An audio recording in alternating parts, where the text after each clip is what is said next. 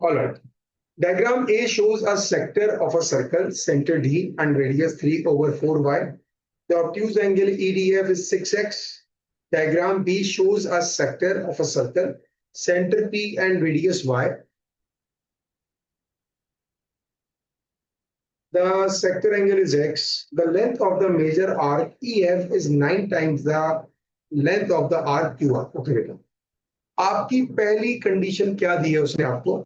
उसने कहा जो आपकी लेंथ है मेजर आर्क की, दिस वन, ये बराबर है 9 times of the length of Q R.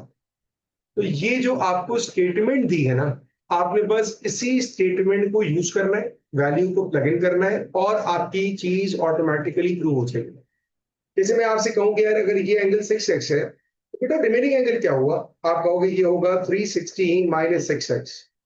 अब अगर मुझे इसकी आकलन निकालनी होगी तो मैं क्या कहूंगा? Angle divided by 360 times 2 pi r, and r is what? 3/4y is equals to 9 times length of the RQR।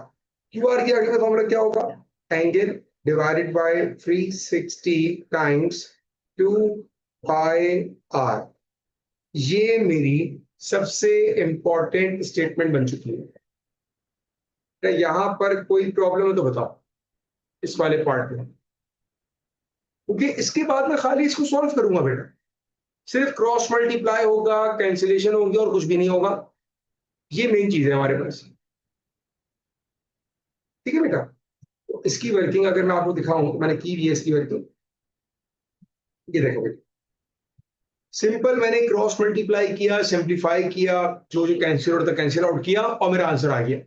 Main statement वही थी जो जहां पर भी आपको पर्पल से नजर आ रही होगी। स्माइल आप क्लियर हो बेटा?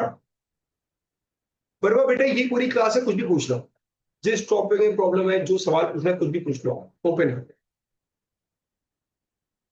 ठीक है बेटा, ओके ओके जी।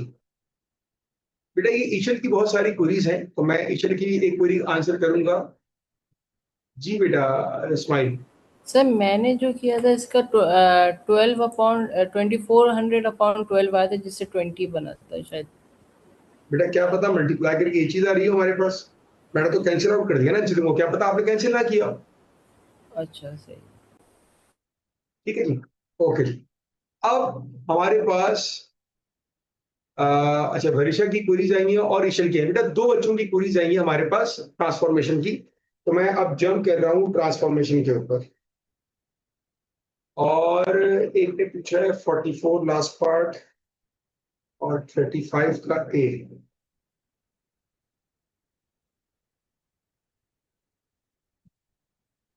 35 का पार्ट ए पूछा है। ओके जी, सवाल बहुत अच्छा आपने पूछा, सवाल बड़ा सिंपल सा है लेकिन अच्छा सवाल पूछा आपने। ठीक है, अच्छा जी बेटा अभी मैं यहाँ पर कर रहा हूँ चैट आपकी ऑफ, कि मेरे पास जो क्वेश्चन आ गया ना, मैंने मैं इसको सॉल्व करना स्टार्ट करूँ। बेटा ये क्वेश्चन बड़ा अच्छा पूछा है, ये अगर आपने नहीं किया तो लेकर आए अपनी कॉपी वगैरह देखें आप। 35 आपको कहा क्या है? ट्राइंगल आर के वर्टिसेस आपको दिए, the gradient of the side of the triangle are 0, -1 and k। अब मैं यहाँ पर तीन कलर से हाईलाइट कर रहा हूँ बेटा। एक मैंने किया येलो, एक मैंने किया ग्रीन और एक मैंने किया रेड। ये तीन कलर आपको नजर आ रहे होंगे यकीनन। अब मेरा सवाल सुनिएगा and then answer my question बेटा। कौन सी लाइन का ग्रेडियंट 0 होगा? ग्रीन, येलो या रेड?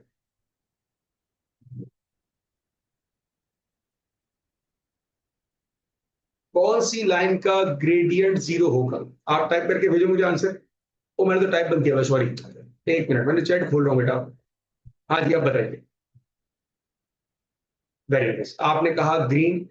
मैं सही ना बेटा? आप बरिशा ईश्वर इसलिए आपने हैंड रेज किया था ना बेटा बताने के लिए, ठीक है भाई, सही कहा आपने। तो आपके पास ग्रीन का ग्रेडियंट 0 होगा।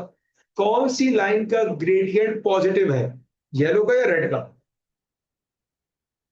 येलो का ग्रेडियंट पॉजिटिव होगा। अब आइए यहाँ पर, उसने आपसे कहा ग्रेडियंट जो है ना वो 0 है, -1 है और के कौन सा वाला है? के है पॉजिटिव वाला। इसका मतलब है कि आपको पॉजिटिव ग्रेडियंट निकालना है बेटा यहाँ पर। अब देखो पॉजिटिव ग्रेडियंट मतलब आपको येलो का ग्रेडियंट निकालना है, सही है। तो आप राइज अपॉन रन कर लो, राइज अपॉन रन कर लो आप, या फिर आप पॉइंट मार्क कर लो बेटा। अब ये वाला पॉइंट कितना हुआ मेरे पास 2,1, और ये पॉइंट हो गया मेरे पास 0,0।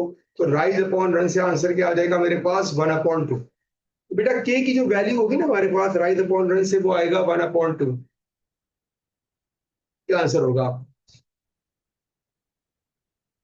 ठीक है बेटा, ये आपकी क्वेरी हो गई क्लियर।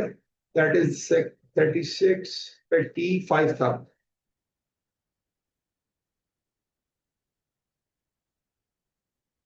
3 टाइम्स रिज्वाइन करके देख लिया, आपकी आवाज नहीं आ रही बेटा। मेजोरिटी बच्चों को मेरी आवाज आ रही है यहाँ पर। ये आयल कह रहा है आवाज नहीं आ रही, आवाज सबको आ रही है। आयल आपके उसमें मसला है बेटा, ऑडियो वाली पार्ट में मसला है आपके, बाकी सबको आ रही है। एनीवेज बेटा, अब मैं यहाँ पर करूँ चैट ऑफ, और अब मैं जा रहा हूँ क्वेश्चन के ऊपर। भाई ये आपका था 44 लास्ट पार्ट, 35 हो गया आपका। उसके बाद आपने पूछा है मुझसे 32 का लास्ट पार्ट ही पूछा है आपने मुझसे, 32 का लास्ट पार्ट।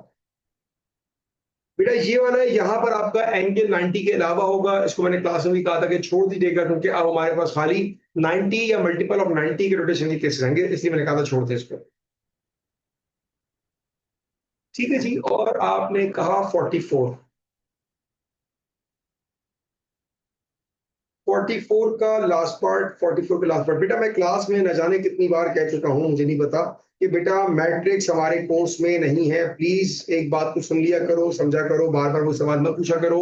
हर क्लास में पता नहीं कितनी बार कहा है कि बेटा मैट्रिक्स नहीं है, शेयर नहीं है, स्ट्रेच नहीं है। अब अगर आपकी क्वेरी आएगी ना, मैं तो इग्नोर कर दूंगा इसको। जी बेटा वरीशा, वरीशा मैं आपको अनम्यूट कर रहा हूँ बेटा।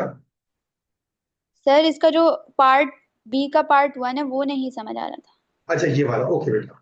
Triangle is mapped onto triangle C by the transformation T. T is the rotation center rotation through 270 clockwise। बेटा मुझे बताओ, कोई बच्चा बताएगा, अगर 270 क्लॉकवाइज है तो एंटी क्लॉकवाइज पर क्या होगा? ये आपने मुझे बताना है। जी ईशर,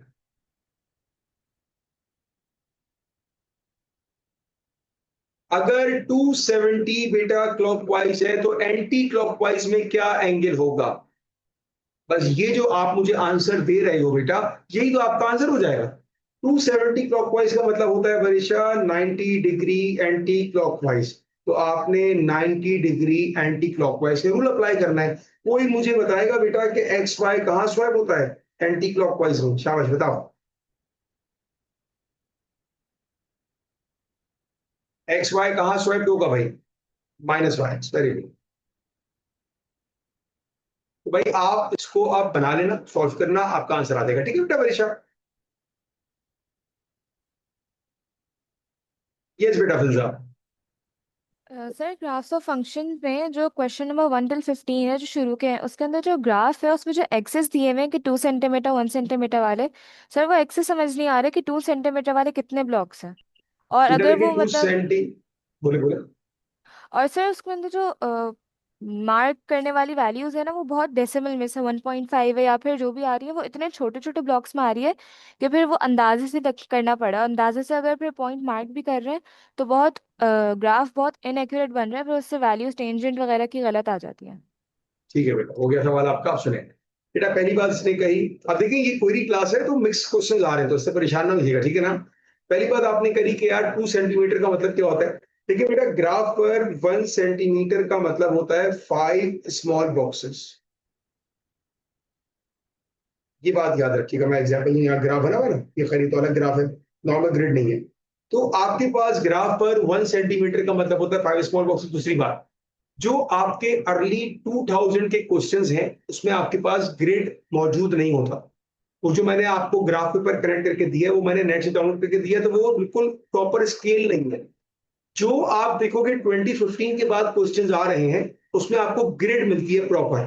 तो अब आपका ये मसला हल हो जाएगा सेंटीमीटर वाला। हाँ ये पता हो कि 2 सेंटीमीटर का मतलब होता है 10 स्मॉल बॉक्सेस। ठीक है, फिर इसके अलावा कोई प्रॉब्लम है तो बताना बेटा, और अगर क्लियर हो तो थम्स अप कर देना। जी बेटा। सर वो जो उस दिन आपने ग्राफ्स ऑफ फंक्शन के डिफरेंट ग्राफ्स दिखाए थे कि ये वाली इक्वेशन होगी तो ये वाला ग्राफ बनेगा, सर वो मैंने पूरे ही नहीं किए थे और आपने हटा दिया था, तो आप एक और दफ़ा दिखा दें। बेटा ग्राफ ऑफ फंक्शन की रिकॉर्डिंग जो है ना वो ग्रुप पे अपलोड है, क्या आपने उसको जाके देखा? नहीं, मैं वो देख लूंगी सर। यार ये क्या बात है, पहले देखना चाहिए था। जो चीज आपकी मिस हुआ करे पहले जाके रिकॉर्डिंग का लेक्चर देखो यार, सब चीजें वहां मिल जाएंगी आपको। वहां भी नहीं मिल रही तो बिल्कुल मुझसे पूछो।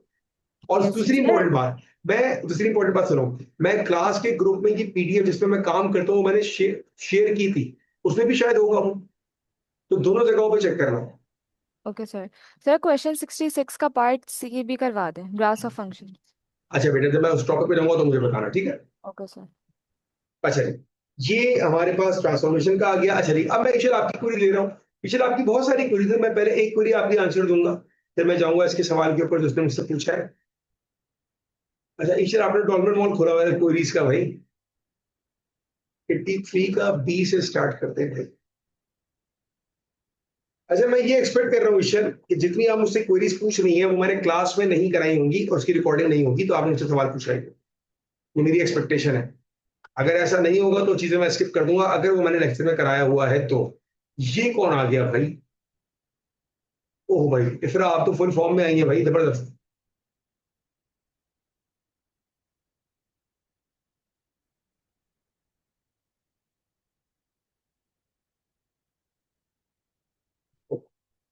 ये मैंने इसरा आपके, अच्छा लगा मुझे कि आपने इतनी सारी क्वेरीज पूछी, वेरी नाइस।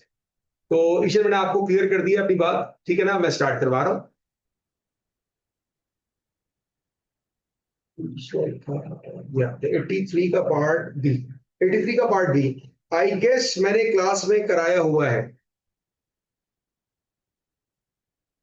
यस बेटा। सर अभी ग्राफ ऑफ फंक्शन की बात हुई थी, तो मुझे उसके वो रूल्स जो आपने बताए हैं मुझे उसमें बहुत कंफ्यूजन है। मैंने ग्राफ ऑफ फंक्शन के कौन से रूल बताए बेटा? सर वो क्लॉकवाइज और एंटी क्लॉकवाइज बेटा वाले, वो मतलब ट्रांसफॉर्मेशन है, ग्राफ ऑफ फंक्शंस कहाँ गया?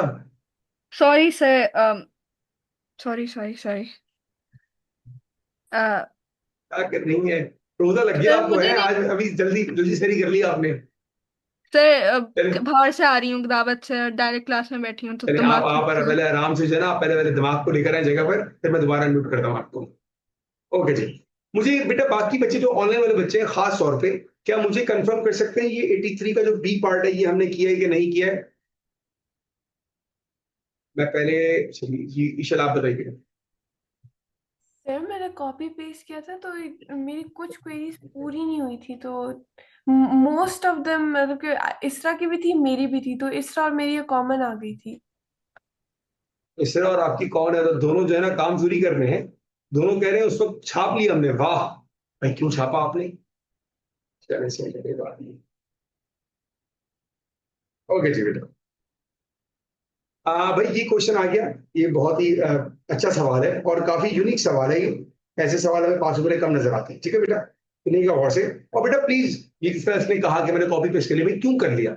जब मैं आपको कोई सवाल समझाता हूँ, मैं रुकता हूँ, मैं पूछता हूँ कोई क्लियर हुआ तो पूछा करो। आपको भी नहीं नहीं है, मैंने एक दफा पूछ लिया, इससे फर्क नहीं पड़ता आपने एक बार पूछ लिया कि नहीं पूछा। टीचर एक्सप्लेन तो करने थे बेटा, सवाल ही पूछती रहेगी। अब रुक जाओ।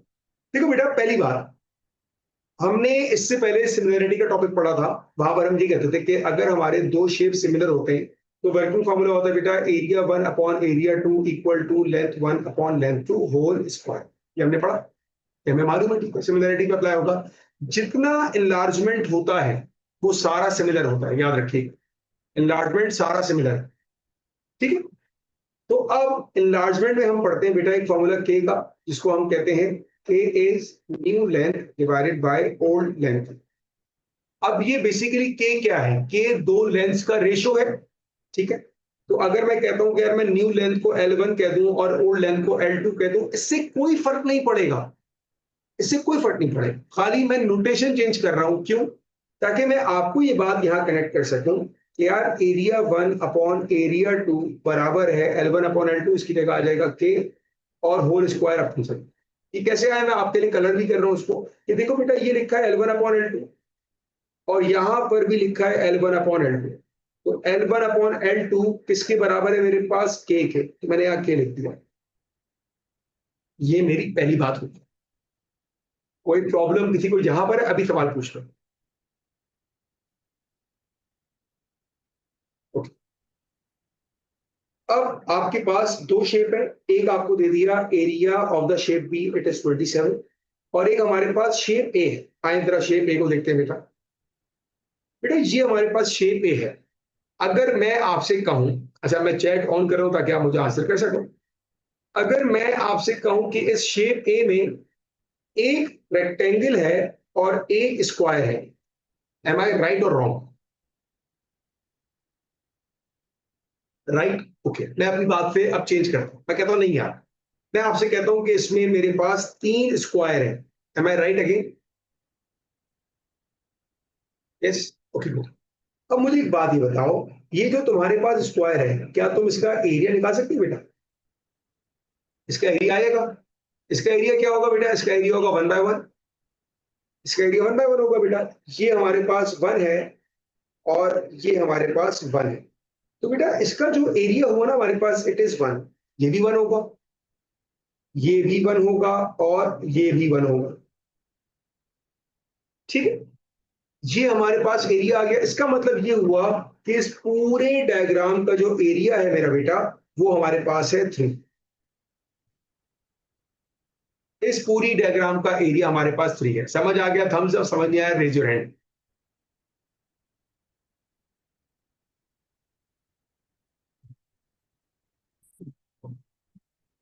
मेरे पास खाली 5 थम्स अप आए आउट ऑफ 25। थम्स अप करने में शर्माई नहीं, क्यों पैसे नहीं लगेंगे इसको? 1 से 3 जा रहा है, दैट्स वाई। नहीं बेटा, ये एक एरिया है, 1 into 1 किया तो 1 आ जाएगा ना हमारे पास। Area of square length square होता है ना बेटा, इसलिए।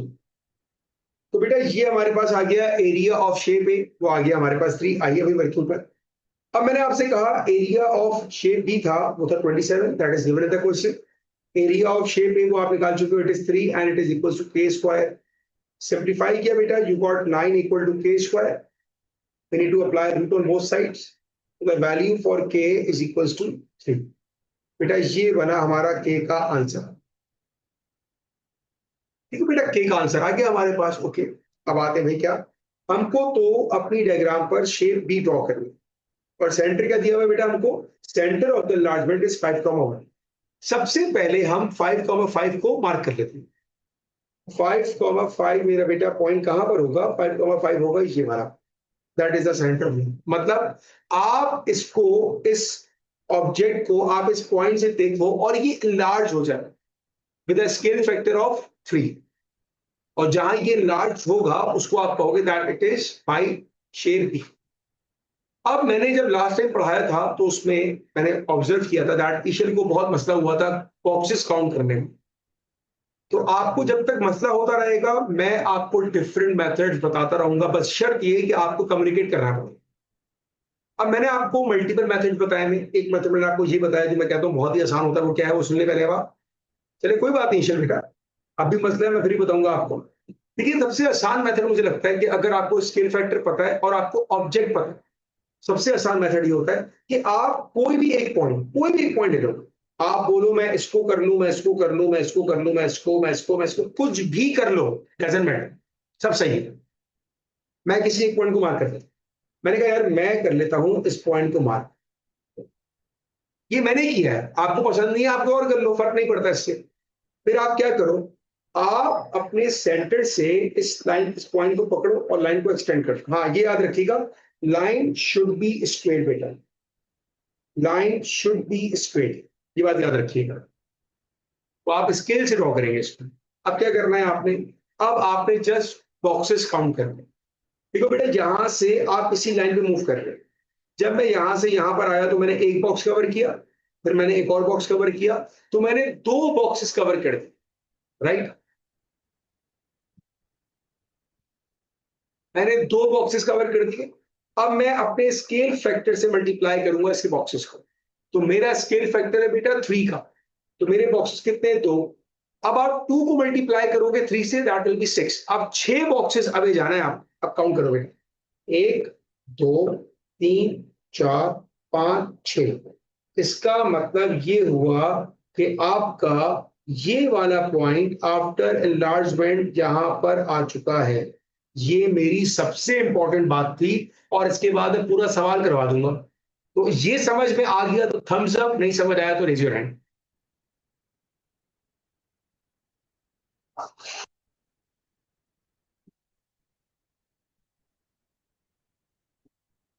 जो बच्चे थम्स अप नहीं करे, जैसे यहाँ पर फलक बैठी हुई है, इब्राहिम बैठा हुआ है, फिल्जा बैठी है, इंसिया बैठी है, इरज बैठी है, ये थम्स अप नहीं कर रहे ना, तो आपको कोई प्रॉब्लम है तो सवाल पूछो बेटा। इस तरह यहाँ पर डमी बैठ के ना बैठे, फायदा नहीं है फिर। और जो नहीं रिस्पॉन्ड करेगा उसको मैं टारगेट कर दूंगा, उसका सवाल, उसका नाम कॉल आउट हो जाएगा यहाँ पर।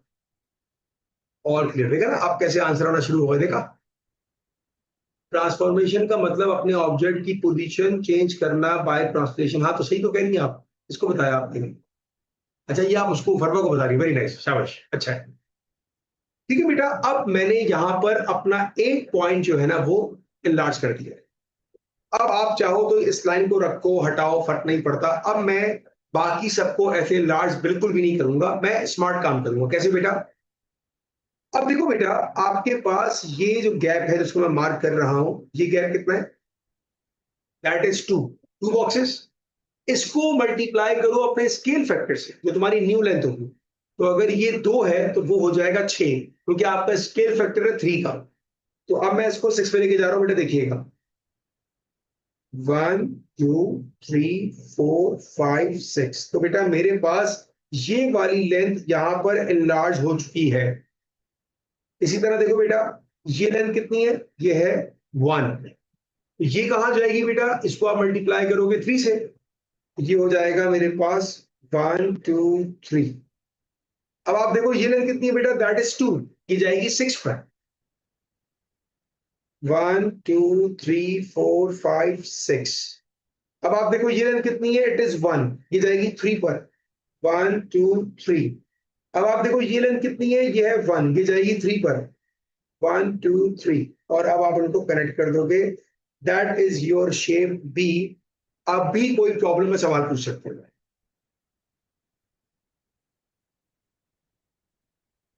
ओके जी, यहां पर अब आपकी मैंने एक क्वेरी का आंसर दिया ईशल, ठीक है। तो अब मैं यहां पर पॉज करूंगा।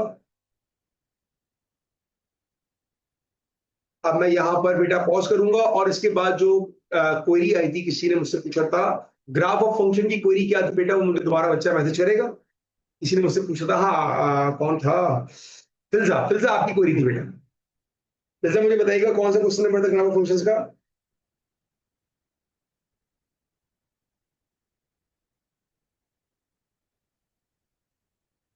फिल्जा आपका आगे 66 क्वेश्चन था ग्राफ ऑफ फंक्शंस का बेटा।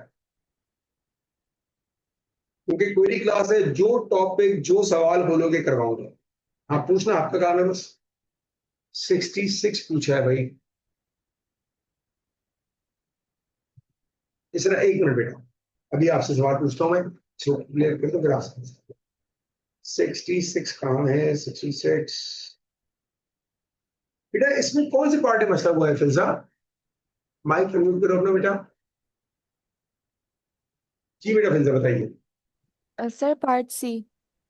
पार्ट सी, ओके बेटा। पार्ट सी में प्रॉब्लम हुई है। इस तरह आप कुछ कह रहे हो बेटा, बताओ। सर मेरे क्वेरी क्वेश्चन में मैं ईयरली पास पेपर का एक क्वेश्चन मेंशन करना भूल गई, जो हमारे पास मेंस्ट्रुएशन के सेक्टर एरिया का क्वेश्चन था, लेकिन वो थोड़ा पहले अभी ट्रिकी आपकी था तो बहुत वो सारी ध्यान नहीं क्वेरीज है, कोई बात नहीं, अभी तो आपकी क्वेरी पे आता हूँ मैं, एक बार वन बाय वन आता हूँ। आया। इसके बाद आपकी क्वेरी स्टार्ट करूंगा बेटा। यस बेटा ईशल। सर सुने, मैंने भी आपको एक ग्राफ्स ऑफ फंक्शन का वो क्वेश्चन भेजा है, लेकिन वो आपके पास पेपर्स में नहीं है, तो वो भी आप करा देंगे? मेरे पास पेपर में नहीं है, चलो मुझे फिर इमेज भेज दो तुम यार। ये ऐसी सवाल मुझे पहले भेजा करो, ताकि मैं यहाँ पर इंपोर्ट कर दूं उस फाइल को, ताकि सबको नजर आए ना बेटा। ओके बेटा, फिर आप देखिएगा बेटा। फिर देखिए, आपने इसका ग्राफ प्लॉट कर लिया होगा। कैसे ग्राफ प्लॉट किया होगा? मैं इसका एक रफली स्केच बना रहा हूँ, मुझे नहीं पता कैसे बनेगा। Something like this. ये मैं एग्जांपल दे रहा हूँ कि यार लेट से इसका ग्राफ ऐसा बना, ठीक है ना? ऐसा नहीं बनेगा, मुझे पता है। अब आपको मैंने बताया है कि जब आप अपनी इक्वेशन सॉल्व करोगे ग्राफ पर, पहला स्टेप मैंने क्या बताया होगा? कौन बताएगा? मुझे लिख के बता दो। सॉल्विंग इक्वेशंस ऑन ग्राफ का पहला स्टेप क्या होता है? Very nice. देखो ईशल का आंसर आ रहा है, बाकी लोग क्या कर रहे हैं? ईशल रेहान ऐसी बैठी हुई है, फलक ऐसी बैठी है, कोई नहीं बता रहे, रैम भी ऐसी बैठा हुआ है, इस्माइल भी कोई रिस्पॉन्ड नहीं कर रहा आज। तो भाई मैंने आपको बताया, अगर आप भूल गए याद कर लो, अगर आप ग्राफ ऑफ फंक्शन पर इक्वेशन सॉल्विंग कर रहे हो तो पहला स्टेप होता है कंपेयर। इसको कंपेयर करें भाई, दो चीजें, एक वो इक्वेशन जो आपने प्लॉट की होती है दिस वन, और एक वो इक्वेशन जो आपको सॉल्व करनी है दिस वन। अब आपके पास दो आंसर्स आएंगे, या तो दोनों इक्वेशन सेम होंगी या डिफरेंट होंगी। अगर मैं यहां देखूं बेटा, मैंने जो इक्वेशन को प्लॉट किया है वो इक्वेशन क्या है? y इक्वल टू, इसकी बात कर रहे हैं, ठीक है, इसकी x cube minus 4x plus 3, x cube minus 4x plus 3, ये इक्वेशन मैं प्लॉट कर चुका हूं, ठीक है। और जो इक्वेशन मुझे बनानी है वो क्या है? X cube minus 4x minus 2 equal to 0। इसको सॉल्व करना है बेटा। अब क्या करें? अब हम क्या करेंगे देखिए, मैंने इसके मल्टीपल तरीके बताए आपको सॉल्व करने के। मैं देखता था जहां पर जिसको जो समझ में आ रहा है उसको वैसे समझा दिया। यहां पर मैं दोनों बातें करता हूं आपके साथ। पहली बात मैंने आपको ये की थी कि हमारा अल्टीमेट टारगेट ये है बेटा कि मैंने यहां पर y को लेकर आना है। कुछ भी करूं मुझे यहां y लेकर आना है। y इसके बराबर है बेटा, y इसके बराबर है। तो मैं आपको कहता था कि आप इसको और इसको कंपेयर करो। मुझे यहां पर y चाहिए बेटा, y बराबर है x cube minus 4x plus 3, ये y है। अगर मैं इसको कंपेयर करूं तो मुझे नजर आएगा एक्स क्यूब भी है, 4x भी है, लेकिन -3 नहीं है। और -2 की मुझे जरूरत नहीं है, मुझे तो -3 प्लस 3 चाहिए। तो मैं ये कहता था आपसे कि जो चीज आपके काम की नहीं है, जैसे यहां पर -2 मेरे काम का नहीं है, उसको आप उठा के राइट पे शिफ्ट कर दो। तो -2 राइट पे किया तो +2 हो गया। अब मुझे क्या चाहिए? देखिए बेटा, y बनाने के लिए मेरे पास सिर्फ +3 की कमी है। तो जिस चीज की मुझे कमी है वो मैं दोनों साइड पर ऐड कर दूंगा, ऐसे करके। सही है। इसका फायदा ये हुआ, अब आप अगर इसको देखोगे यार, ये और ये दे आर एग्जैक्टली इक्वल, तो ये पूरा y बन जाएगा मेरे पास। तो ये हो जाएगा बेटा y इक्वल टू 5। जब y इक्वल टू 5 आएगा बेटा, आप अपने पास y इक्वल टू 5 बनाओगे लाइन, और जहां पर ये लाइन और आपका ग्राफ कट कर रहा होगा वो आपके आंसर्स हैं एक्स पर। ये रफली मैं आपको बता रहा हूं, तो ये आंसर्स है मेरे पास, ये आपके आंसर्स होगा। और जितने भी ग्राफ पे इक्वेशन सॉल्विंग के सवाल हैं, सबको करने का मेथड सेम है। मैंने जहां जहां पढ़ाया है वहां पर मैंने आपको स्टेप्स लिखवाए थे कि पहला स्टेप होगा कंपेयर, कंपेयर के बाद आप देखो सेम है कि नहीं है। अगर तो सेम है तो वेरी गुड, नहीं है तो मेक इट सेम। ये हुआ आपका क्वेश्चन यहां पर कंप्लीट फिल्स अप। क्वेश्चन नंबर 70 और 68 आप आई सपोज ग्राफ में पूछ लो, ठीक है। तो इस तरह मैं आपकी क्वेश्चन की तरफ जा रहा हूं। 68 का पार्ट ई, ओके, और आपने पूछा 70 का ई। दोनों आपके सेम टाइप ऑफ क्वेश्चंस ही हैं बेटा। चले जी बेटा, 68 के पार्ट ई के लिए मुझे थोड़ी सी एफर्ट करनी पड़ेगी, ग्राफ बनाना पड़ेगा। जल्दी से मुझे बता दो इसरा कि 68 पर ये 5 पर और 6 पर वैल्यू क्या है, जल्दी बताइए।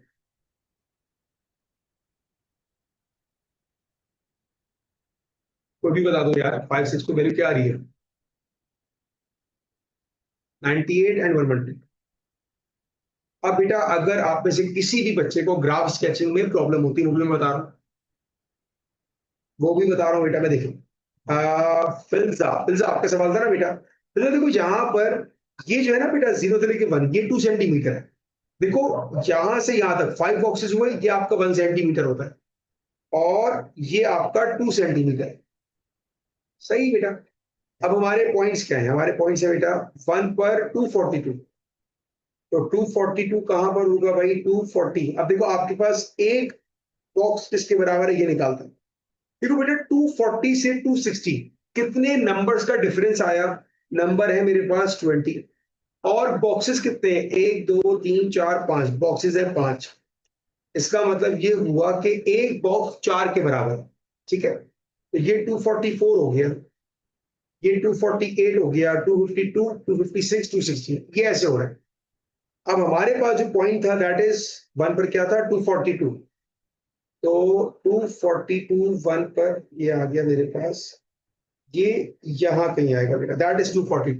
और हर कोई पॉइंट क्रॉस बनाएगा वो नहीं करेगा, क्या कहते हैं उसको, डॉट नहीं बनाएगा, ठीक है। 1 हो गया बेटा मेरे पास। 2 पर क्या है बेटा, 128, 2 पर आएगा 128, तो ये आ गया 128। 3 पर आएगा 98, 3 पर है मेरे पास 98, 84, 88, 92, 96, 98 यहाँ आएगा। और 4 पर 92, 4 पर 92, 80, 84, 88, 92 ये आ गया। 4 पे 92 के बाद 5 पर 98, 5 पर 98, 84, 88, 92, 96, 98। 6 पर 112, 112 का 100, 100, 400 ये आ गया 112। 7 पर 132, 124, 28, 132। और 8 पर 158, 44, 48, 52, 56, 58। बेटा ये पॉइंट्स आ गए। और जब ये पॉइंट्स आ गए तो आप जितना इसको स्मूथ कर सको उसको बनाने की कोशिश करना। मैं यहाँ पर कोशिश ही कर रहा हूँ कि स्मूथ बनाऊं उसको।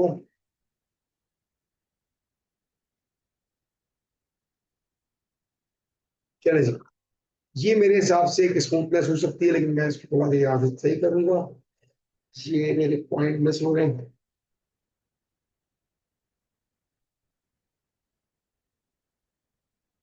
कुछ ऐसा ग्राफ नजर आएगा भैया, ठीक है बेटा, कुछ ऐसा ग्राफ आपको नजर आएगा। आप हमने ग्राफ बना लिया, अब आते भाई, find the minimum possible surface area. अगर मैं अपना वाई एक्सिस देखूं बेटा, तो मेरे वाई एक्सिस पे मेरे पास एरिया आ रहा है, तो वो कह रहा है भाई मिनिमम पॉसिबल एरिया। तो मेरे पास जो मिनिमम वैल्यू आ रही है ग्राफ पर वो ये आ रही है, that is the minimum value, ठीक है बेटा। ये मिनिमम वैल्यू आ रही है। ये मेरे पास कितनी है, इट इज 80, 80, 84, 88, 90 समथिंग आ रही है, सही है। तो मेरे पास जो ग्राफ वैल्यू आ रही है 84, 88, 92, 92 या 91, ये मैं लिखूंगा इसको, 92 और 91। ये जाहिर बात है हम सबकी वेरी करेगी, हम सबका ग्राफ का डोम मरेगा, लेकिन इसके नियरेस्ट होगी। ऐसा ना हो कि आपके लिए 75 आ रही है, ये नहीं हो सकता, ठीक है बेटा। आगे देखते हैं। The cuboid has a surface area of 120. The height of the cuboid is greater than the length of its base. Find the dimension. Okay बेटा, अब आपको क्या दिया, आपको दिया मेरा बेटा यहाँ पर एरिया। सबसे पहले आप देखो आपके पास एरिया कहाँ था, एरिया था वाई एक्सिस पर। आप आ जाए वाई एक्सिस पे, देखें 120 कहाँ है बेटा। 120 पर मैं लाइन ड्रॉ कर रहा हूँ, देखिएगा आप लोग, 120 पर लाइन ड्रॉ कर रहा हूँ, पिंक कलर से कर रहा हूँ टू मेक इट डिफरेंट। ये मेरी 120 की लाइन आ गई, आपके पास भी आ जाएगी। और इस 120 की लाइन पर बेटा आपने देखना है एक्स की वैल्यूज को। अब मेरे पास एक एक्स की वैल्यू ये आ रही है, यहाँ पर मैंने मार्क कर दी बेटा, और दूसरी वैल्यू मेरे पास ये आ रही है, ठीक है। एक वैल्यू मेरे पास आ रही है बेटा 2.2, और एक वैल्यू आ रही है मेरे पास 6.5। ये दो वैल्यू आ रही है एक्स की मेरे पास। उसने आपसे कहा height of the cuboid is greater than the length of the edge. तो आपकी हाइट क्या बनेगी, यहाँ पर आपकी हाइट बनेगी 6.5 और आपकी लेंथ क्या बनेगी 2.2। तो उसने कहा हाइट ज्यादा है, ठीक है बेटा। अब क्योंकि मेरे पास स्क्वायर बेस है ना, स्क्वायर बेस है, एक्स लिखा हुआ है, तो मेरे पास इसकी डायमेंशंस क्या आएंगी बेटा, मेरे पास आएंगी 2.2 बाय 2.2 बाय 6.5। ये आपका आंसर होगा। इस तरह क्लियर।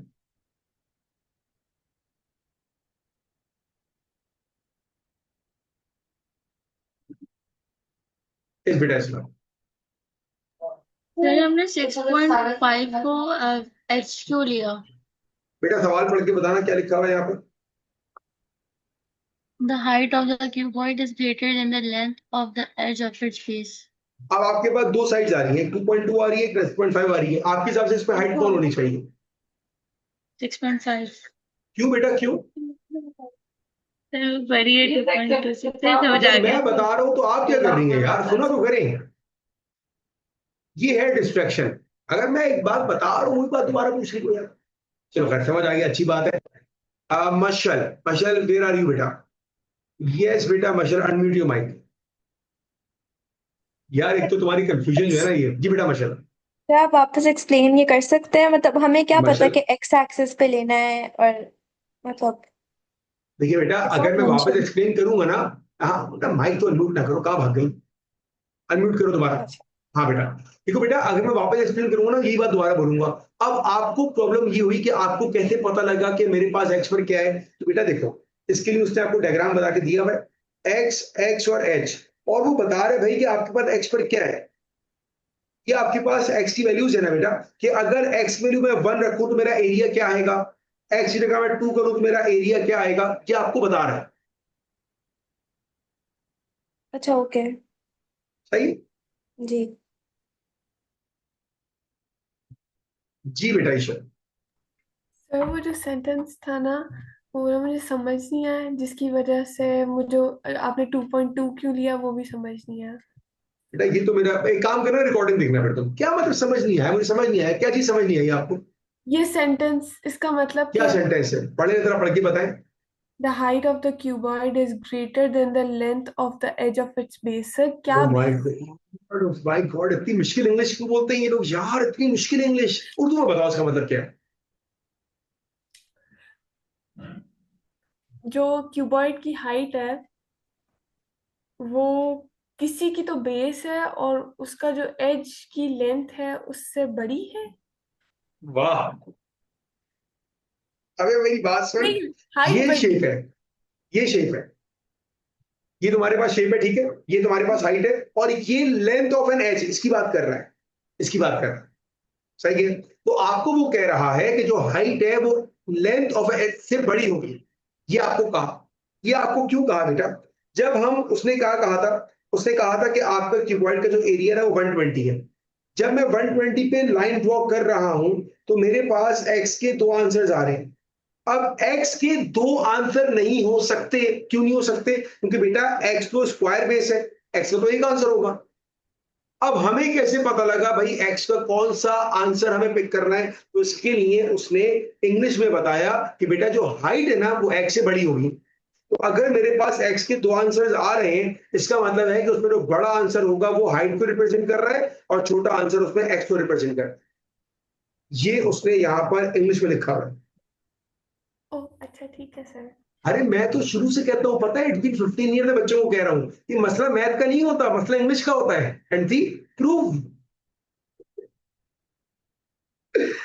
चलिए जी, अच्छा जी, आगे आगे आगे। अच्छा जी, ग्राफ ऑफ फंक्शन इसरा। बेटा आपका जो एक और सवाल आपने मुझसे किया था ना, वो भी सेम ऐसा ही है, तो अब आप ट्राई करना उसको, वो हो जाएगा आपसे। अभी मैं हूं ग्राफ ऑफ फंक्शन में, और कोई सवाल है तो पूछ लो।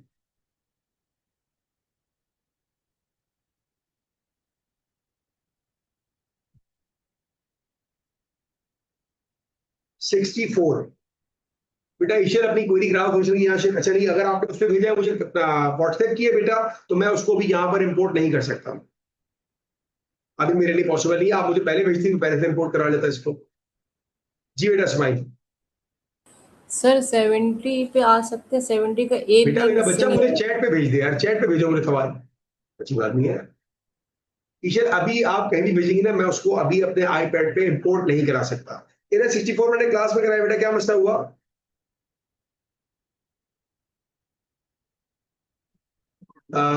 इरज, इरज मुझे मसला बताइए बेटा। अगर मैं आपकी चैट का वेट करता रहूंगा तो टाइम बहुत निकल जाएगा। माइक अनम्यूट करें, मुझे मसला बताइए। नहीं सर, सर मुझे दोनों और मैं लास्ट बेटा क्लास मुझे में आप, ईश्वर इधर मुझे आपकी कुछ भी आवाज समझ नहीं, दोबारा रिपीट करना। सर मैं कह रही हूँ कि मुझे दोनों क्वेश्चन दोनों पार्ट्स इसके समझ नहीं आ रहे और मैं लास्ट क्लास में प्रेजेंट नहीं थी। बेटा आपने रिकॉर्डिंग देखी लास्ट क्लास की? नहीं सर, मैं वही करने इरज बैठी थी अभी। पहले रिकॉर्डिंग देखा करें बेटा, पहले रिकॉर्डिंग देखा करें। इसके बाद हम जा रहे हैं 70 के ए और बी पर। 70 का ए और बी, देखिए बेटा, ये ग्राफ ऑफ फंक्शन कनेक्ट होकर आ गया अलजेब्रा के साथ। ये स्माइल को समझ में नहीं आया बेटा, और इसका एक बड़ा रीजन ये है कि सवाल जो है वो इंग्लिश में आ चुका है, और स्माइल की इंग्लिश में हम जानते ही हैं। एंड इंग्लिश सुनते हैं आप। A B C D is an rectangle with area 30 centimetre square. A B C D, okay. A B is X, rectangle D F E G is remove from the centre. A E आपको दे दिया 2 और सी जी आपको दे दिया 2, okay बेटा। तो ये लेंथ भी आ गई हमारे पास 2, और ये लेंथ भी आ गई हमारे पास 2। ओके जी, तो क्या निकालने को कहा बेटा? मुझे एक सवाल अभी करवाने दो, फिर मैं आपका सवाल लेता हूँ। Write an expression for B C in terms of x. Okay बेटा, भाई देखिए पहली बात, आपको इस पूरे का एरिया मालूम है, किसका? बड़े वाले रेक्टेंगल का। तो हम ये कहते हैं बेटा area of A B C D. Area का फॉर्मूला क्या होगा हमारे पास? एरिया का फॉर्मूला होगा A B multiply by B C. दो लेंस को आप मल्टीप्लाई करते हो, आपके पास एरिया आता है। तो मैंने कहा इसको और इसको मल्टीप्लाई कर दो, एरिया आ जाएगा।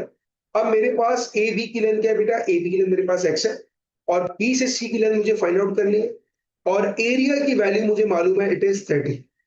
यकीन माने कोई नया सवाल नहीं है। क्वाड्रेटिक में ऐसे हमने 4 सवाल किए, 3 सवाल तो किए हमने। इसी क्वेश्चन के इसी पार्ट में एक क्वेरी है बेटा।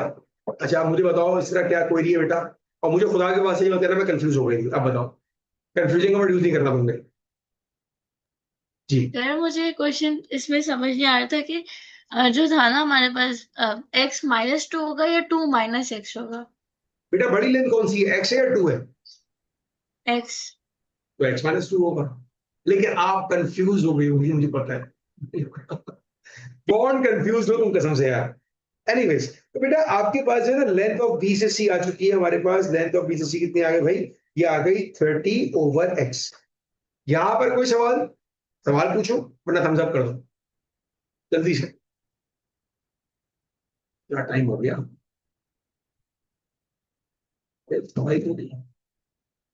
जी बेटा इनसे यार। सर वो मेरी ट्रांसफॉर्मेशन में क्यूरी थी, तो आपको जब मैं मैं ईयर ट्रांसफॉर्मेशन बता रहा था तो आप मुझे इसी वक्त बता देती।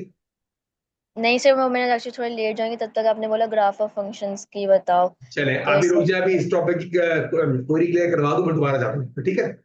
और मुझे आप मेरे वाले पासवर्ड का नंबर बताइएगा, ईयर ना बताइएगा। सर मेरे पास आपके पास पेपर्स नहीं है। आप किसी और से पूछ के बता दो यार। चलो मैं तुमसे पूछता हूँ, मुझे एक काम करो, ईयर बताओ, अगर होगा तो बता दूंगा मैं। मई जून 2000 एंड नहीं मई चैट जून पे लिख के 2000। भेजो, चैट पे लिख के भेजो, चैट पे लिख के भेजो, मुझे क्या याद रहेगा यार। ओके जी, ये हो गया हमारे पास। ओके, अब इस सवाल पर आते हैं बेटा। आप देखो बेटा, मुझे क्या करना है, मुझे उससे कहा area of the shaded part. अच्छा भाई, शेडेड पार्ट हम कैसे निकालेंगे? पूरे रेक्टेंगल में से अगर मैं इस वाले एरिया को माइनस कर दूंगा तो मेरे पास शेडेड पार्ट आ जाए। तो शेडेड पार्ट के लिए मेजर आपकी अप्रोच है कि अभी हम ये वाला एरिया निकालें। ओके बेटा, कैसे निकालेंगे और सुनिएगा। बेटा देखो, ये पूरी लेंथ मेरे पास x है, दैट इज गिवन, और ये मेरे पास 2 है जो मुझे दिया। तो अगर मैं आपसे कहूं कि यार ये जो लेंथ है, this length it is equals to x-2। Clear भाई? क्लियर हुआ करें, थम्स अप कर दिया करें यार बस एक। ओके बेटा, आपने कहा क्लियर है, ठीक है। अब दोबारा सुनना। देखो बेटा, ये लेंथ हम निकाल चुके हैं 30/x, ये था 2। मैं ये कहता हूं कि यार मेरे पास जो ये लेंथ है ना, that is equals to 30/x-2। ये भी यकीनन क्लियर होगा। अब आते हैं भाई area of E F G D. Area of D E F G, तो दोनों लेंथ को मल्टीप्लाई करेंगे बेटा। एक लेंथ हमने निकाली x-2 और एक लेंथ हमने निकाली 30/x-2। अब आपने इसको करना है बेटा पहले सिंप्लीफाई। तो ये हो जाएगा, मल्टीप्लाई कर रहा हूं, x into 30/x -2x -2 into 30/x -2 into -2, bracket multiply कर रहा हूं, ठीक है बेटा?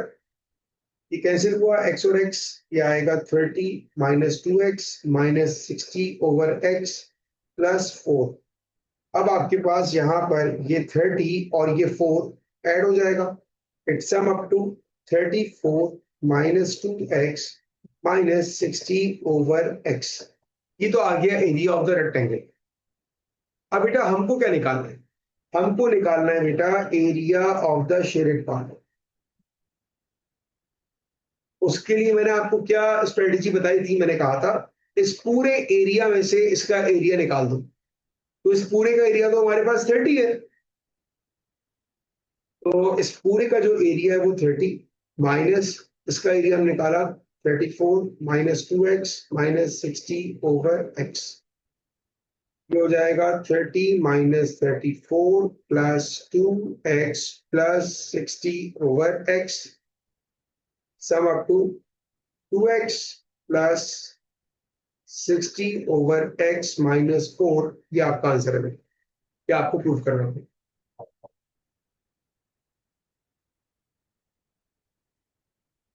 जिसका क्वेश्चन था, मेरा ख्याल है स्माइल आपका था, आई सपोज क्लियर हो गया होगा। ठीक है, ग्राफ ऑफ फंक्शन में कोई क्वेरी है बेटा तो मुझे मैसेज टाइप कर दिएगा जल्दी से, वरना मैं टॉपिक चेंज करूंगा। 61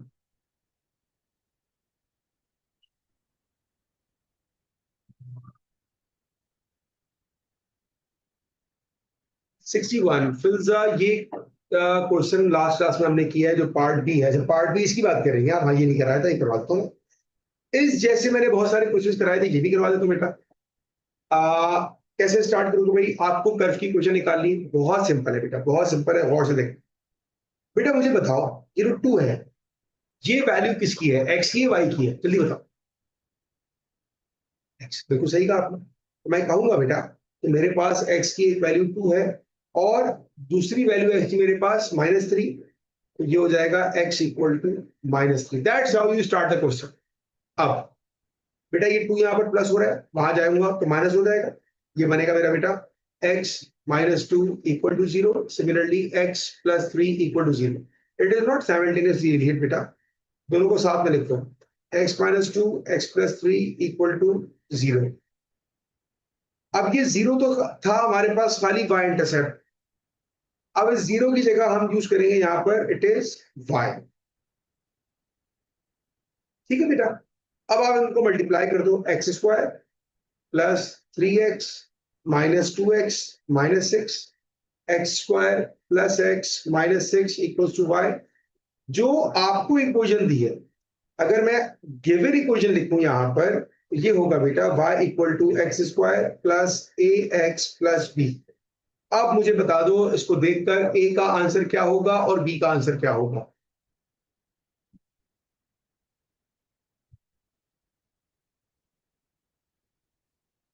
a का 1 और b का -6, बेटा ये आपका आंसर है।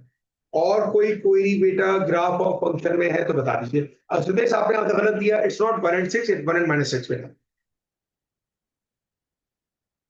42 and 38, 60 का d का 3।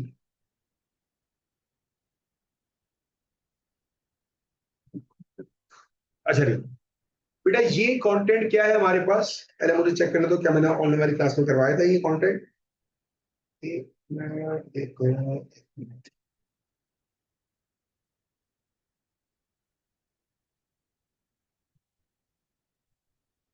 हाँ सही बेटा। देखो मैंने आपको लास्ट क्लास में कंटेंट कराया था, और उस कंटेंट की कहानी क्या थी हमारे पास। जब आपके पास इक्वेशन में ऐसे a और b आना शुरू हो जाए, तो मैंने आपसे कहा था 2 y की इक्वेशन ढूंढोगे आप और दोनों को आप इक्वेट कर दोगे। इस तरह if I am not wrong you were absent in the last class, right.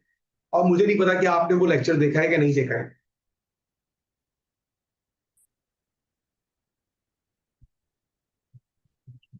आपने लेक्चर देखा था तो उस लेक्चर में आपको क्या नजर आया, क्या उस लेक्चर में ये कंटेंट था हमारे पास कि जब आपकी इक्वेशन में a और b आ जाए तो उसको कैसे सॉल्व करना है। आपने 2 y की इक्वेशंस को ढूंढना है। एक y तो मुझे यहां क्लियर कट नजर आ गया, दूसरा y बेटा इसमें से निकालो। यहां पर बच्चे आपने पहले y को बनाना है सब्जेक्ट, तो 2y plus x equal to 6, y को बनाओ subject, y equal to 6 minus x over 2। अब एक y ये आ गया और एक y क्या आपके पास x/4 प्लस 2x। बेटा ये भी y है और ये भी y है, दोनों को इक्वेट कर दो। इक्वेट का मतलब क्या हुआ, पहले लिखो पहला वाला y, फिर लिखो दूसरा वाला y, और बीच में लगा दो एक खूबसूरत सा इक्वल टू साइन। वाह क्या साइन लगा है, इसको कहते हैं इक्वेट कर दिए। अब इसको सिंप्लीफाई करना स्टार्ट करो। 6 माइनस एक्स अपॉन 2 अपनी जगह इक्वल्स टू एलसीएम ले लिया हमने 4x, ये हो जाएगा एक्स स्क्वायर प्लस 8। कैसे हुआ ये? Cross multiply.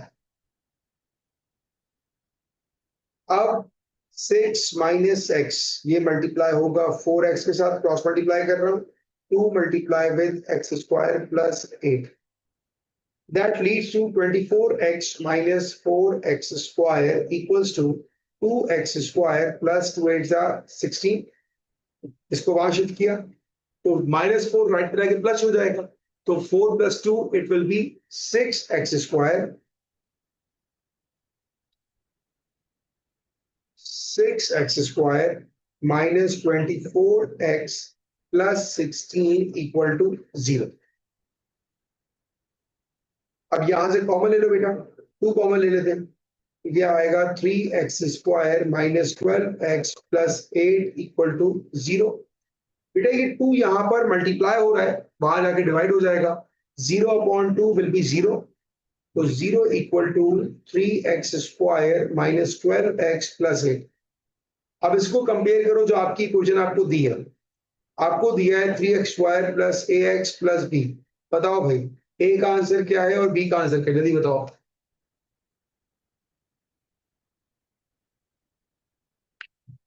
a is -12 and b is 8, बिल्कुल आपने सही कहा, a -12 आ गया और b आ गया 8, ये आपकी कोई नहीं हुई खत्म। अब मैं जंप कर रहा हूं 38 एंड 42। बेटा कॉपी कर लिया आप लोगों ने, नहीं किया तो करो जल्दी से।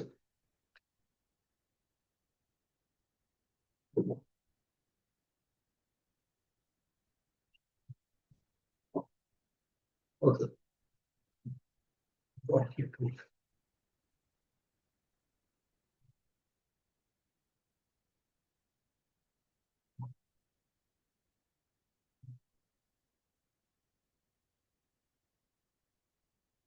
42 का आपने पूछा है डी का पार्ट 1, डी का part 1, show that the line this together with the line this can be used to solve the equation। okay? आपके पास दो इक्वेशंस हैं और आपने शो करना है कि भाई इसमें वही काम करना है ईश्वर जो मैंने आपको भी करवाया। यहां पर भी आपके पास दो y है बेटा, उन दोनों y को इक्वेट कर। मेरी पहली इक्वेशन क्या है बेटा, 2x plus y equal to 6, y equals to 6 minus 2x। दूसरी इक्वेशन क्या है, y equals to 1/4 into 2x। तो बेटा अब आप इन दोनों को इक्वेट कर दो, 6 minus 2x equals to 1/4 times 2 power x, cross multiply, 24 minus 8x equals to 2 power x, arrange कर दो, 2 पावर x 8x माना कि प्लस का 8x हो जाएगा एंड माइनस का 24। बेटा ये आपको शो करना था, आंसर आ गया।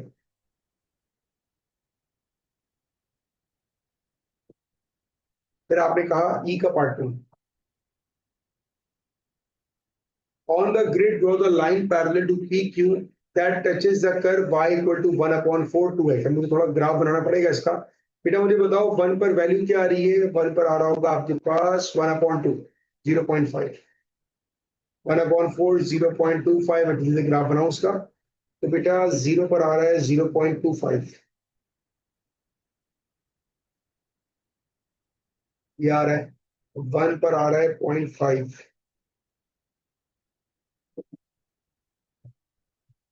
2 पर आ रहा है 1, 3 पे 2, 4 पे 4 और 5 पर आ रहा है 8। ये आपके पास आ रही है बेटा वैल्यूज, और अब इन वैल्यूज को आपने ऐसे ग्राफ बनाने की कोशिश की मैंने भी।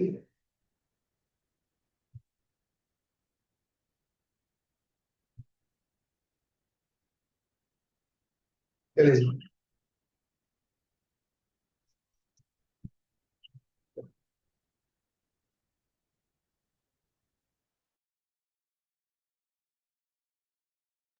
ठीक है बेटा, ये बन गया मेरे पास। अब आपको क्या कहा इसने, अब आपको इसने क्या कहा भाई, on the grid draw the line parallel to PQ that touches the curve y go to this। ऐसे नहीं, p और q के पॉइंट मुझे दिए 2 3 एंड 5 4।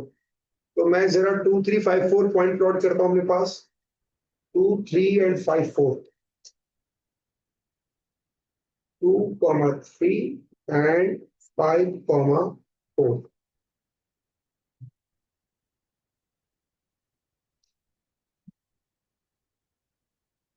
P and 2 3 and 5 4। ये आ गया P और ये आ गया Q। On the grid draw the line parallel to PQ। अच्छा जी, अब parallel to PQ मतलब क्या हुआ? देखिए बेटा, अगर मैं एक लाइन ड्रॉ करूं बेटा PQ, आप बात समझने वाली है।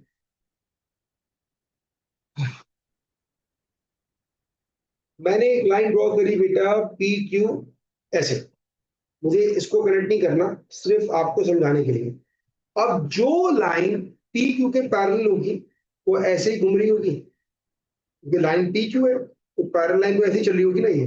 अब देखो आपने ये लाइन बनानी है ऐसे कि कर्व को एक पॉइंट पे कट करे और लाइन मेंटेन रहे। देखो ये लाइन है, अभी जो लाइन मैंने बनाई है ये लाइन PQ के पैरेलल 100% है और ये कर्व को टच भी कर रही है। किस पॉइंट पे टच कर रही है बेटा? 1 पे टच कर रही है। क्वेश्चन दोबारा पढ़ो। On the grid draw the line parallel to PQ touches the curve, this touches the curve. तो ये वो लाइन है, ये वो लाइन है जो कि PQ के पैरेलल भी है और कर्व को टच भी कर रही है। अगर आप बहुत सारी लाइन में ऐसी क्यों नहीं बनाऊं, ये लाइन में ऐसी क्यों नहीं बनाऊं? तो भाई आपको इसको पैरेलल और कर्व के टच, ये बात दिमाग में रखिए, सही है? कर्व के टच, ये बात याद रखिए, ये ऐसे चलेगा।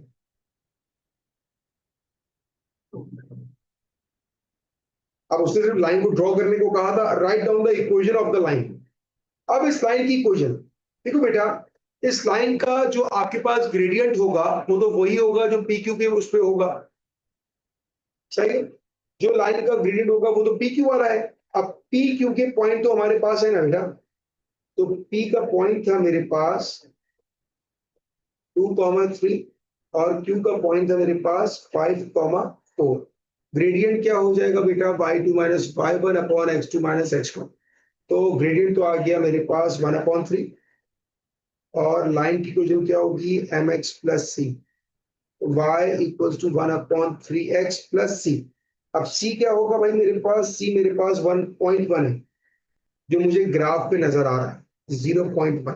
बेटा कोई बच्चा मुझे बताएगा इसका आंसर मार्किंग स्कीम में क्या आ रहा है? कंफर्म करना बेटा मुझे, जल्दी बताइए। ये है आपका क्वेश्चन नंबर 42।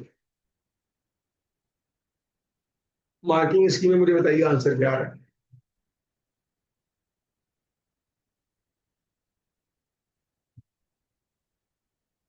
बेटा मार्किंग स्कीम में आंसर यही है, ये यहाँ पर इंटरसेप्ट की वैल्यू कुछ डिफरेंट दी है हमें, या कुछ भी आ सकती है।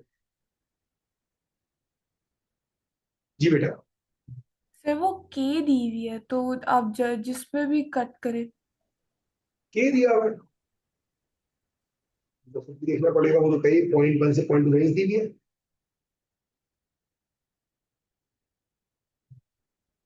फोर्टी टू था ना हमारा क्वेश्चन।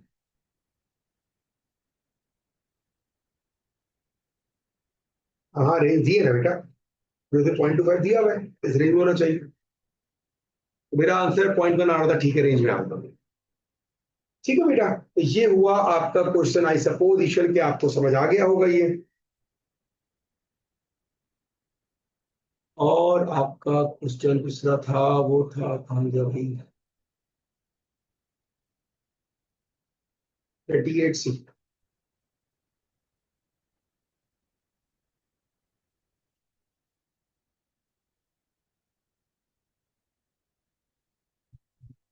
एफ ऑफ एक्स बराबर है x³ के, तो ग्राफ बना ले बेटा इसका। -3 हो जाएगा बेटा, -27, -8, -1, 0, 1, 8 एंड 27। अब यहाँ पर देखो स्केल दिया हुआ है, 2 सेंटीमीटर रिप्रेजेंट 1 यूनिट। क्या मतलब वो इस बात का कि हर 2 सेंटीमीटर के बाद एक का गैप आएगा।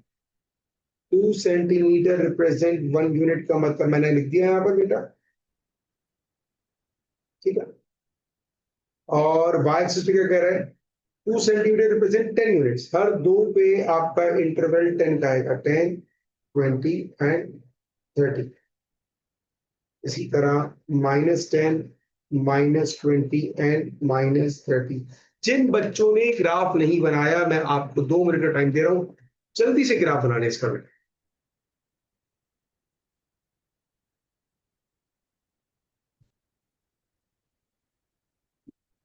वैल्यूज बेटा, ये नहीं वैल्यूज। जी बेटा ईश्वर। सर सुना, आप नेक्स्ट पेज पे जाएंगे, मैं आपसे एक सवाल पूछना था। यहाँ एक बार नहीं कर रहा हूँ। सर यही इसी का पार्ट है ना? हाँ तो बताया, मैं तो पूरा करवा दूँ। सर जो पार्ट डी है ना, सर इसमें जो हमने जी एक्स निकाला है वो बेसिकली वाई को रिप्रेजेंट कर रहे हैं ना, और फिर हम लोग ये हाँ वाली लाइन बना देंगे, यस यस यस, बिल्कुल ऐसा ही है। और फिर जो भी कट करेगी ये लाइन तो ये एफ एक्स वहां पर जो आंसर आएंगे वो आप लिख देंगे, तो बिल्कुल। मुझे पार्ट सी पूरा समझ नहीं आ रहा था। तो बेटा मुझे आप समझाने तो दो, कहाँ एकदम फिर पूछ जाती है बीच में यार। एक सवाल पूछा है ना, आप मुझे पूरा कराने को छोड़ दो। ओके बेटा, भाई बाकी बच्चों को टाइम दिया ताकि वो जो है ग्राफ स्केच कर ले अपने पास। तो जी स्टार्ट करते हैं स्केच करना। -3 पर आ रहा है -27, 25, 27 ये आ गया। -2 पर आया बेटा -8, -1 पर है -1, 0 पर 0, 1 पर 1, 2 पर 8 एंड 3 पर 27। बेटा ये मेरा ग्राफ आ रहा है, इसके पॉइंट को हम कनेक्ट करते हैं।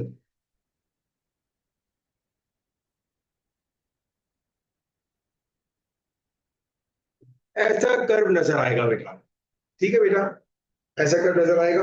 अब आगे बढ़ते हैं। अब क्या कह रहे हैं, use your graph to find a such that f inverse of a is equals to 1.7। अब ये f इनवर्स ऑफ a, अगर मैं इनवर्स को वहां ले जाऊं, ये क्या हो जाएगा बेटा, f of 1.7 equals to a, ठीक बनेगा, सही। अब f ऑफ 1.7 बेटा देखो f कहाँ है तुम्हारे पास, f तुम्हारे पास y एक्सिस पर है। अब आप देखो y पर 1.7 कहाँ है, y पर 1.7, y पर 1.7 कहाँ आ रहा है भाई, f ऑफ a 1.7,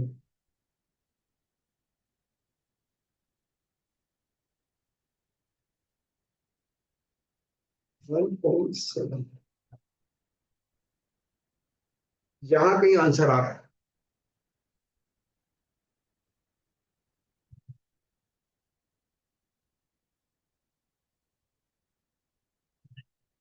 ये सवाल तो रह गया मेरा, सॉरी, मैं आगे बढ़ गया। बेटा f of x equal to -15, f of x -15 कहाँ है बेटा हमारे पास, f ऑफ x -15 मेरे पास ये है, लाइन को मीट कराया बेटा, कहाँ कट किया, वहां देखो x का आंसर क्या आ रहा है बेटा, ये आंसर आ रहा है, दैट इज अप्रोक्सीमेटली -2.5 के करीब आ रहा है। तो ये तो आंसर मेरे पास आ जाएगा x का स्क्वायर -2.5, ये आपका इस पार्ट का आंसर आ गया। आसान सवाल को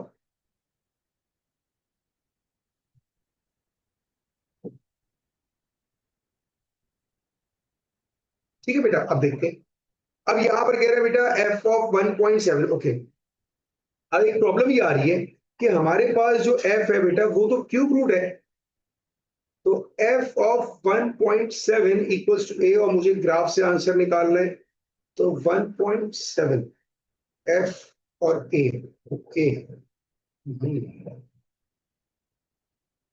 तो मेरे पास जो वैल्यू आ रही है वो तो क्यूब होने के बाद आ रही है बेटा। 1.7 का क्यूब क्या आएगा मेरे पास, 1.7, you have to find a such that f of a equals to 1.7, f of a 1.7 आ रहा है,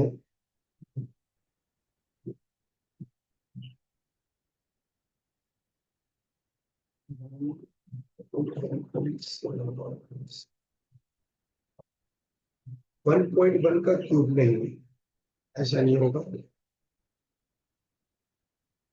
बेटा देखो हमारे पास जो भी वैल्यू आ रही थी, हमारे पास x की जो भी वैल्यू आ रही थी उसका हम क्यूब करें तो हमारा आंसर आ रहा था, ठीक है। अब यहाँ पर अगर f ऑफ 1.7 है तो a क्या होगा बेटा, तो आप एक काम ये करोगे, आप 1.7 का क्यूब लो, वो आपके पास बनेगा इसका आंसर बेटा। बताइए इसका 1.7 का क्यूब क्या आ रहा है, 4.913 आ रहा है, गेस।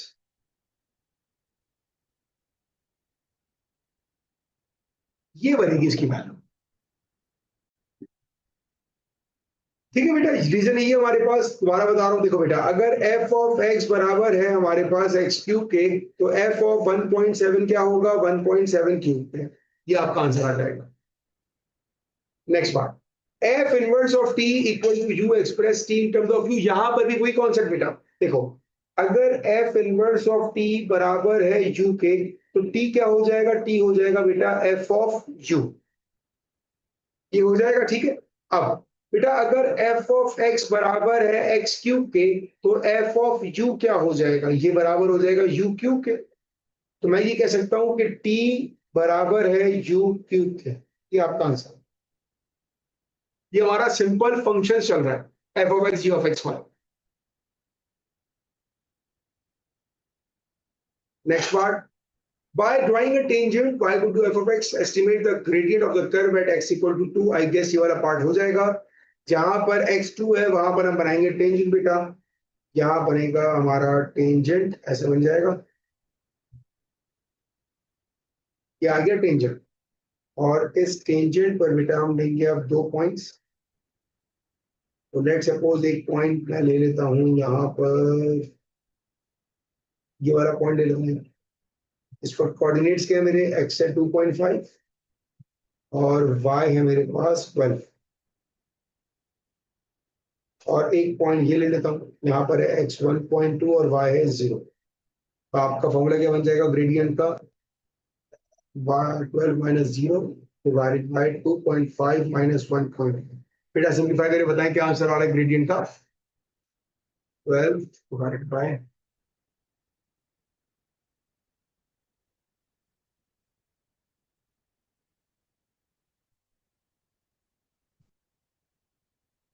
9.23 आ रहा है,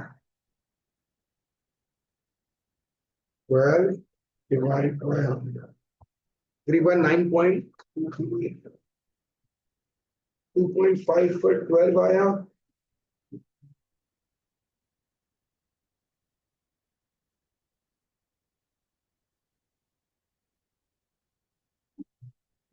नाइन पॉइंट फाइव के करीब आ जाएगा। यकीनन आपका ग्रेडियंट चेंज हो रहा होगा तो उससे फर्क नहीं पड़ता, हमें सबका ग्रेडियंट अलग अलग आएगा। Last part f of x g of x, ये वाला पार्ट कर लिया था बेटा आपने, किसका इनिशियल आपका सवाल था ना ये, होता है। चले जाओ, तो मेरा ख्याल है क्लास ऑफ करता हूँ, रात के 1:45 बज रहे हैं इस वक्त यहाँ पर। जी बेटा इसरा।